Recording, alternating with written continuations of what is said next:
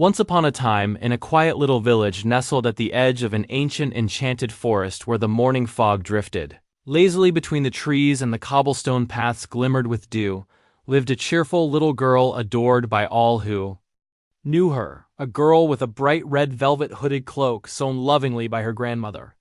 Everyone called her Little Red Riding Hood, and she wore her cloak proudly because it made her feel warm, brave, and somehow just a little magical. One golden morning, as the gentle sun filtered through the kitchen window, Red's mother carefully packed a woven basket with warm bread still steaming from the oven, sweet berry jam made from freshly picked forest berries, and a small jar of honey that glowed like liquid sunlight. "Darling," her mother said with a soft smile, brushing a bit of flour from her apron, "Grandma's feeling poorly today. Please take this basket to her, but stay on the path, don't talk to strangers, and go straight to Grandma's house. Be polite and don't dawdle." Red stood straight, her eyes bright with determination, and answered with confidence, "Got it. I promise, Mama, straight path, no detours." Her mother kissed her forehead, smoothed her red cloak, and said, "Good girl. Now run along and be safe." Red stepped into the forest with a skip in her step, humming a cheerful tune as birds chirped overhead. Squirrels darted up tree trunks, and the warm breeze tugged gently at her cloak.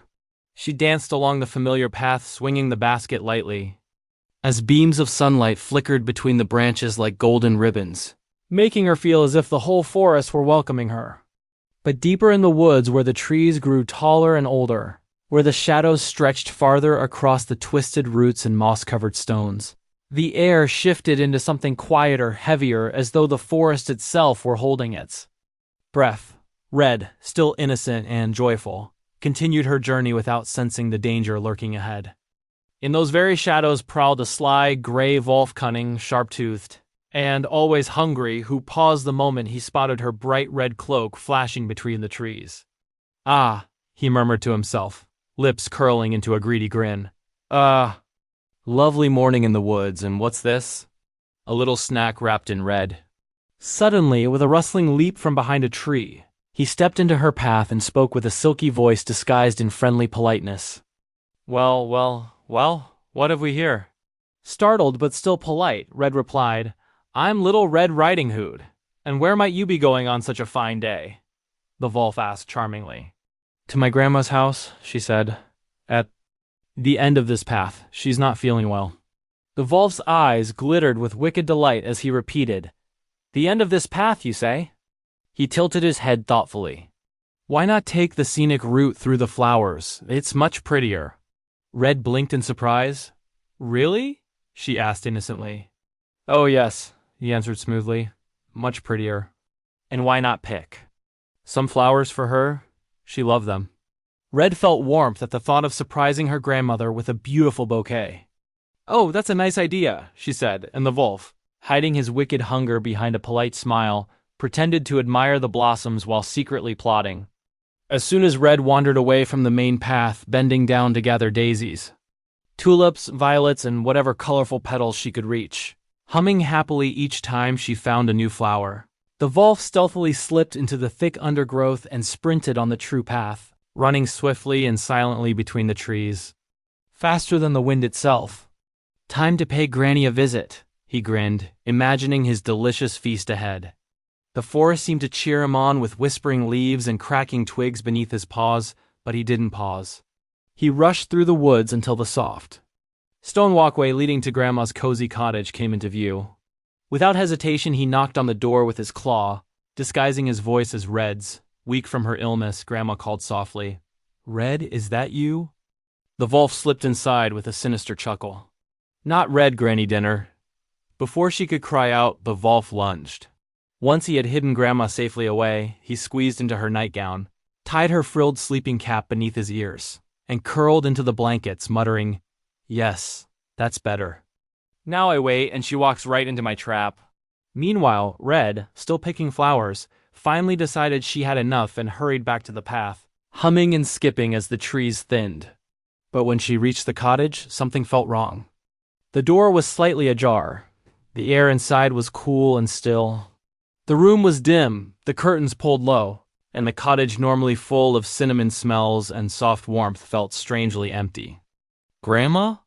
Red whispered nervously as she stepped inside, her eyes adjusting to the gloom. It's me, Red. A shape lay in the bed, small and bundled up in blankets with a familiar cap. Come closer, my dear, said a voice that was scratchy and strange.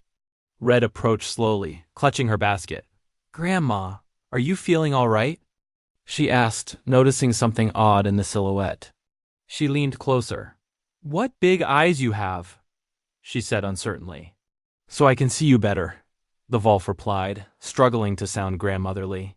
Red hesitated, then said, And what big ears you have, so I can hear you better. The Wolf growled under his breath. Red stepped back, her heart beginning to flutter. And what big teeth you have. The Wolf's disguise slipped as he snarled. All the better, too. Eat you with.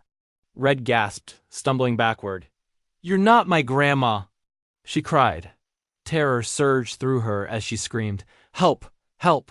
Help! Her cries echoed through the trees, reaching the ears of a strong woodcutter nearby, who immediately dropped his axe blade first into a log and sprinted toward the cottage, branches whipping past him. Hang on! I'm coming! He shouted. Bursting through the door, he saw the Wolf lunging and yelled, Step away from the girl! The Wolf snarled, baring his teeth, and the woodcutter charged. A fierce struggle erupted, the Wolf snapping and clawing while the woodcutter swung with desperate strength. Red, quick thinking despite her fear, grabbed the jar of honey from the basket and hurled it straight into the Wolf's face. Sticky honey splattered across his eyes, blinding him. No, wait! Not the nose! The Wolf cried as he stumbled backward. With one final shove from the woodcutter, the Wolf tumbled outside, tripped over a log, yelped loudly, and sprinted limping into the dark forest, never to return again. Red trembled as the woodcutter knelt beside her. Are you all right? He asked gently. Oh yes, Red said, her voice shaking but sincere. Thank you for saving me. The woodcutter nodded humbly. Glad I was nearby? But Red suddenly gasped. Grandma! Where's Grandma? They searched the cottage until they finally found her hidden safely away. Grandma, you're safe! Red cried, rushing into her arms. Oh, my dear child, Grandma whispered, holding her tightly. You are safe. That awful Wolf nearly frightened me to death. I'm so glad you're unharmed. The woodcutter, catching his breath, chuckled softly. Quite a mess today, he said. Red nodded, relief washing over her. But that Wolf won't bother anyone again. Grandma, Red, and the woodcutter shared warm bread and honey what little was left and spent the evening calming their nerves as the golden glow of the cottage returned. Later, at home, Red told her mother everything, every detail, every frightening moment, every lesson she learned. And that's when I realized, she said honestly, I should have listened the first time. Being brave means also being careful. Her mother hugged her tightly, tears of relief in her eyes.